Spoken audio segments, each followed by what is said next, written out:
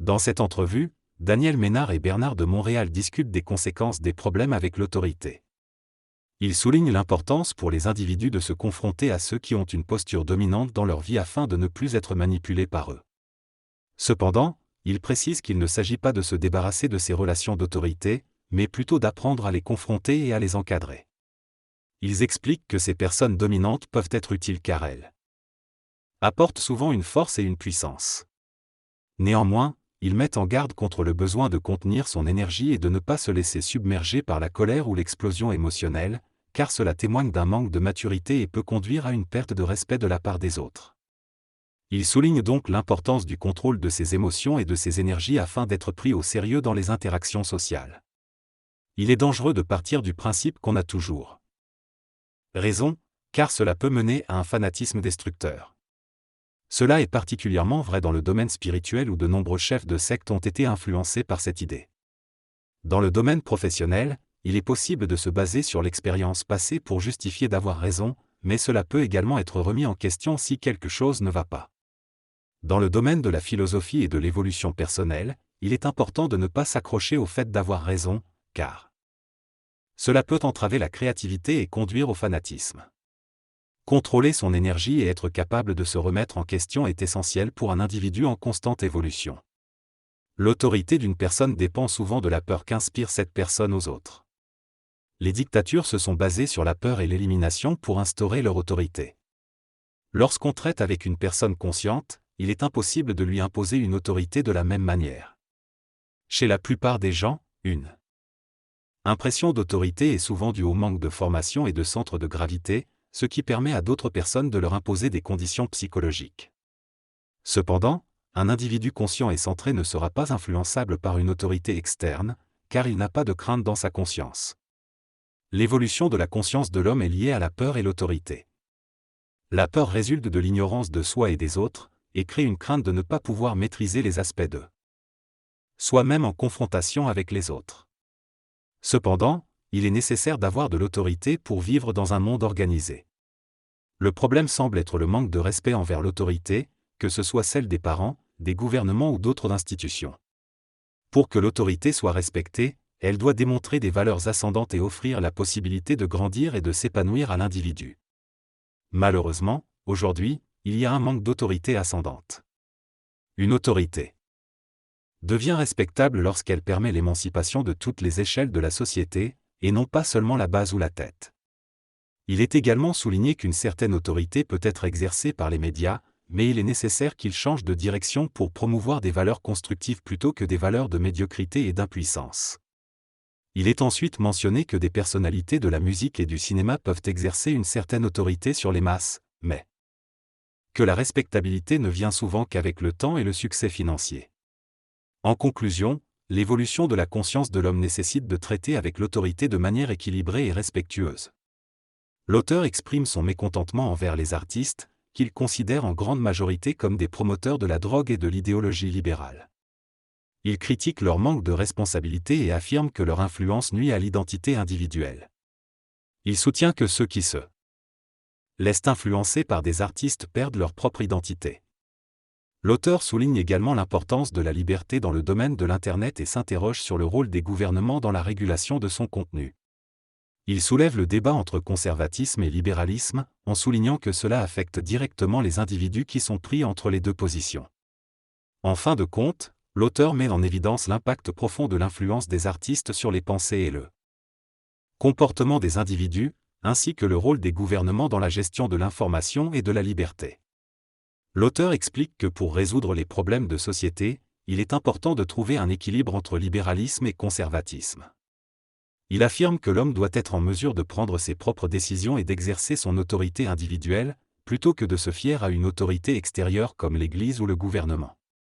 Il critique les dictatures idéologiques qui imposent des modes de pensée et affirme que chacun devrait être capable de penser par lui-même. Il souligne également la différence entre autorité et dictature, notant que même les autorités gouvernantes, qu'elles soient libérales ou conservatrices, cherchent à créer un consensus pour maintenir l'ordre social.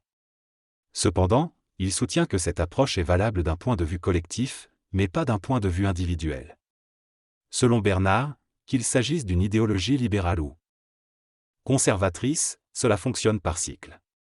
Si une idéologie domine pendant un certain temps, les gens finiront par se lasser et changer de perspective. Par exemple, s'il y a trop d'armes à feu dans la rue, les gens pourraient demander leur élimination. De même, si les crimes augmentent, certaines personnes pourraient réclamer le retour de la peine de mort. Ainsi, les idéologies peuvent devenir des dictatures en imposant leur volonté au-delà des limites de la synthèse des connaissances.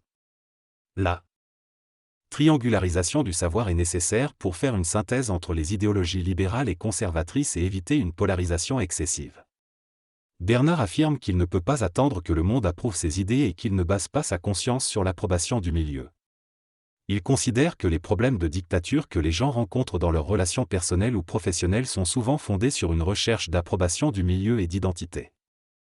Et humaine est fondamentalement liée à la recherche de la paix mentale et à la capacité de rejeter les valeurs nuisibles à cette paix. Cependant, il ne s'agit pas de développer une attitude indifférente envers le monde, mais plutôt d'avoir une identité mature. En public, il est important de respecter les forces opposées, comme les libéraux et les conservateurs, car elles contribuent à la dynamique de la société. Cela n'a rien à voir avec la conscience mentale de l'individu. La paix psychologique, en revanche, est perturbée par la souffrance que l'humanité crée en fonction de ses valeurs. Il est donc crucial de développer une identité forte afin de pouvoir choisir de quitter un environnement qui ne correspond pas à ses valeurs. L'exemple des Juifs pendant l'Holocauste est donné pour illustrer l'importance d'être suffisamment intelligent pour se libérer de la conscience de la race et prendre des décisions pour sa propre sécurité. Il est également souligné que dans les années à venir, des problèmes raciaux importants pourraient survenir, avec certaines races cherchant à avoir autorité sur d'autres. Ce désir d'ascendance est lié aux lois cosmiques de l'expansion, de la distribution et de l'ascendance propre au développement de la conscience d'une race. Cela peut se manifester par une possession accrue de territoire, un contrôle des sciences ou une influence idéologique.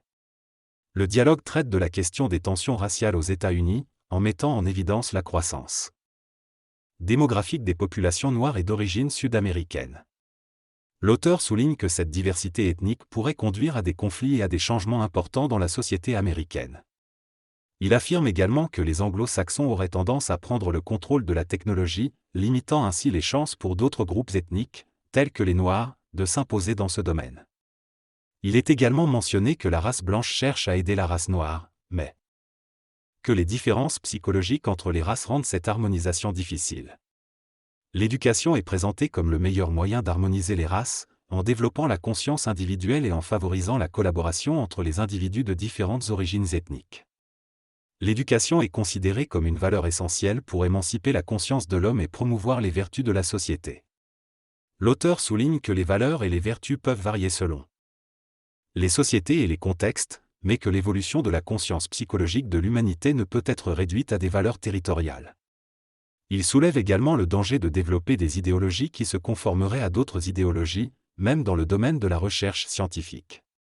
Dans cet extrait, l'auteur mentionne la capacité de différentes sociétés à manipuler des domaines scientifiques et techniques, tels que le corps médical, pour les plier à une idéologie, comme le nazisme.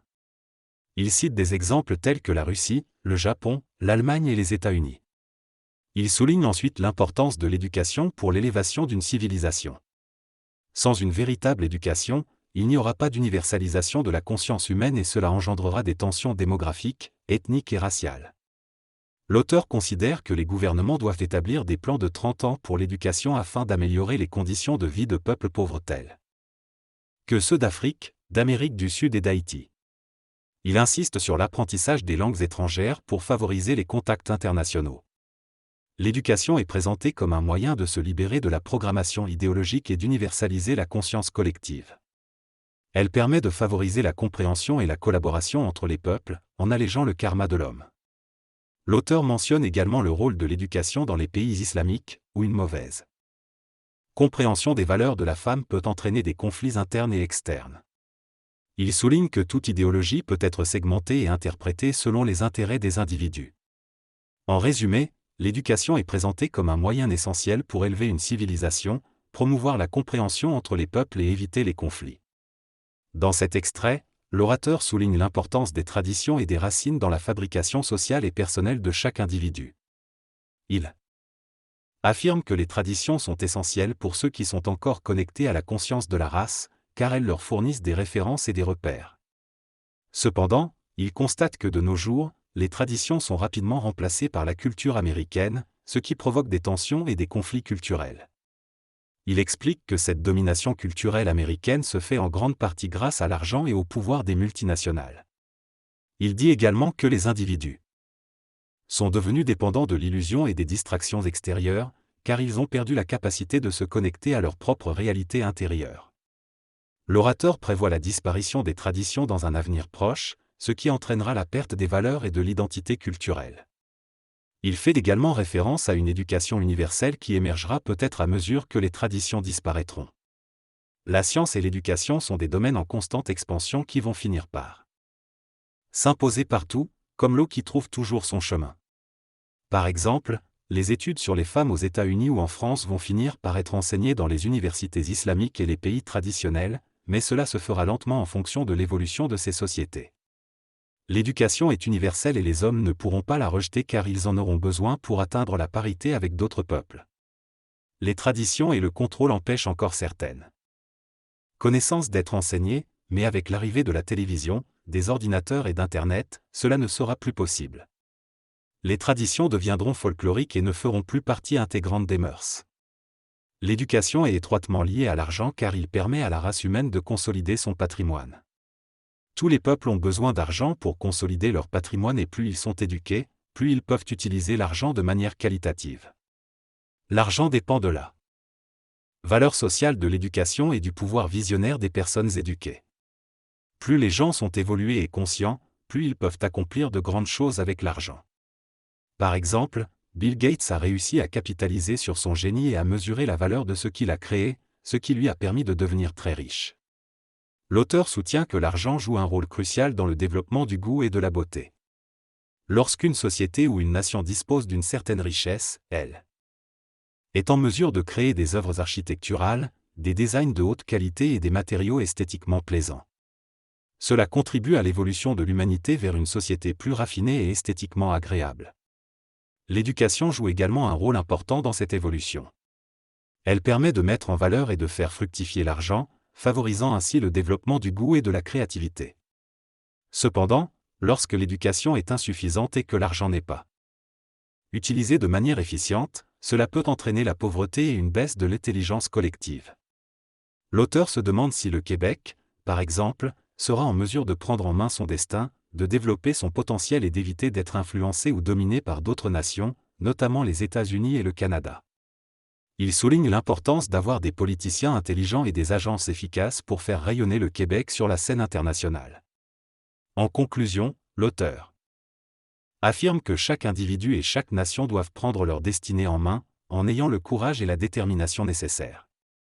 Il met en garde contre la puissance économique des autres nations, soulignant que sans une volonté affirmée et la prise de risque, il est difficile de se faire respecter et de prospérer. L'éducation joue un rôle essentiel dans cette démarche, en permettant la libération de l'individu des idéologies du passé et en favorisant sa conscientisation, sa créativité et sa relation harmonieuse avec les autres individus. L'éducation est un élément essentiel, mais il ne faut pas qu'elle soit manipulée. L'orateur mentionne l'exemple d'une professeure de sa fille à l'université qui ne croit pas en l'évolution, préférant croire que son peuple vient des étoiles. L'orateur admet que certaines théories ésotériques peuvent être valides, mais ne pas croire en l'évolution est une aberration. Il souligne l'importance de ne pas se laisser influencer par les professeurs et de chercher soi-même les informations nécessaires.